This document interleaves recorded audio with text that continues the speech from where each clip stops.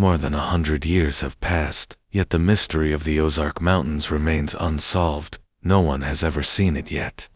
People swear it's always watching, hunting without sound, without a single trace. This is not just a story, this is the grief of those who never returned. Come with us and witness the fate of the ones who vanished forever.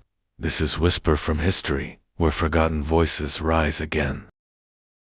Deep in the heart of the Ozark Mountains, a place of winding forests, shadowed valleys, and ancient rock, lay a mystery that locals whispered about only when the sun had disappeared behind the horizon. A presence that stalked without sound, a predator that left no trace, an invisible terror that prowled where human eyes failed to reach. It began with a hunter named Amos Cole in the autumn of 1891. He had spent his life in those woods, knew every creek bend and ridgeline by heart. But one night, as the moon flickered between clouds, Amos felt something watching him. Not a bear, not a wolf. Something silent, something colder. He hurried home, but swore he heard footsteps matching his own, then stopping just as he turned. When Amos reached the cabin, his voice trembled as he spoke to his wife. "There is something out there, Ruth. I don't know what it is, but it isn't natural." She tried to calm him, but his eyes spoke of true fear, eyes that had faced storms and wild beasts, but never this. And then Amos vanished 3 days later, his rifle found neatly propped against a tree. No blood, no tracks, just absence. People said he wandered off, lost his mind. But the old-timers knew better. They said the woods had taken him, and that whatever followed him that night was still out there. The newspapers of Springfield printed the story once. A hunter missing in the Ozarks, strange circumstances, no leads. But then the article faded, like the man himself, and the story was swallowed into local lore, until the disappearances continued. In the winter of 1902, young Sarah Whitlock vanished from the creek where she was filling water pails. Her father found the pails overturned by the edge of the bank, as if she simply let go and drifted into nothingness. The search dogs refused to go further than the river bend, whining, pulling back their tails, low eyes, wide in terror. The locals said the same words again: invisible, silent, hungry. But this was only the beginning. As the years passed, the disappearances grew stranger. Campers found their tents slashed from the inside.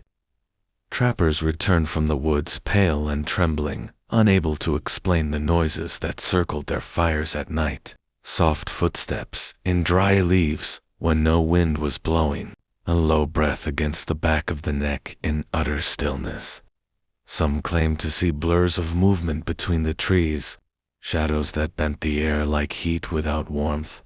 In 1924, a journalist named Edward Langley went to investigate the rumors. He wanted a story, a headline that would shake the state. Instead, he found something that left him shaken forever. His notes were later recovered from his abandoned tent. They said one thing again and again: "I hear something walking. I do not see it, but it is there. I am not alone." But what was really happening behind the curtain? The native Osage and Quapaw tribes had long spoken of a spirit that walked unseen in the mountains, a guardian or a curse depending on who told the tale.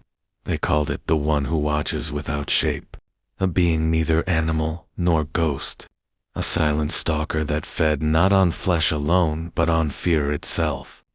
In 1948, 3 loggers working near Red Oak Ridge made a discovery that deepened the mystery.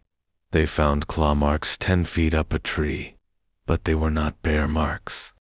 They were too straight to clean, almost as if cut by a blade of bone or stone. The men refused to return to work. 2 of them left the county entirely. The third kept a Bible in his coat until the day he died. But the truth was far darker than anyone imagined. In 1951, a scientist from St. Louis named Dr. Harold Fink visited the Ozarks with strange intentions. He believed the stories of an invisible predator were connected to some kind of undiscovered biological species, Maybe a creature with adaptive camouflage, or something that moved in a frequency humans could not perceive. He set up sound traps, night cameras, thermal sensors, and on the third night, one of his devices captured something that defied explanation. A figure in the trees, blurry, humanoid, yet distorted, as if the air itself was trying to push it away from sight. Dr. Fink left the mountains before dawn and never returned. His report was sealed by the university. His equipment was quietly confiscated, but a single page of his handwritten journal surfaced years later. It contained just one sentence. The creature is real, and we should not seek it. But if the creature was real, why did no one ever see its face? Why did it leave no tracks, no remains, no scent? The answer came from an old trapper named Elijah Carr, who lived near Huckleberry Hollow. Elijah had been in the woods longer than any man alive. He walked slow, spoke slower, and listened more than he talked. One night, over a dying fire, he told a younger man, "It don't walk like a beast. It don't hunt like a man. It knows when you see it, so it hides in the place between your eyes and your mind, where you feel something but can't name it. That's where it lives, in the gap between knowing and believing." Years later, Elisha disappeared too. All they found was his hat by the river, placed gently upside down as if in a farewell. The Ozarks became a place where silence held weight, where locals hanging lanterns in the trees felt watched, where every snapped twig in the dark became a warning. And yet people kept coming, campers, adventurers, those who wanted to prove it was all myth. Some returned, changed. Some never returned at all. But this story does not end in the past. In the year 2003, a group of hikers stumbled upon a stone circle deep in the forest, near Devil's Den State Park. 12 rocks arranged in a perfect ring. In the center, a tree stripped of bark from its base to its highest branch. The hikers felt watched the entire time. They left quickly, but one of them caught something on a handheld camera, a flicker of movement just beyond the edge of the clearing.